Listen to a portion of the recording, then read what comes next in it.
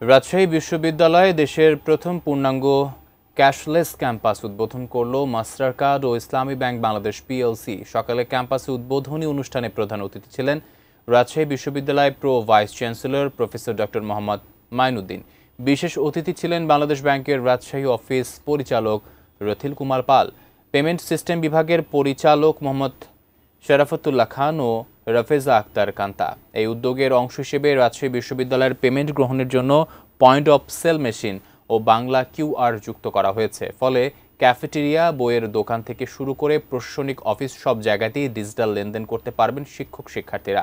এছাড়াও শিক্ষার্থীদের জন্য বিশেষভাবে তৈরি একটি এক্সক্লুসিভ ডেবিট কার্ড চালু করা হয়েছে, যা তাদের দৈনন্দিন আর্থিক কার্যক্রম আরও সহজ ও নিরাপদভাবে সম্পন্ন করতে সহায়তা করবে।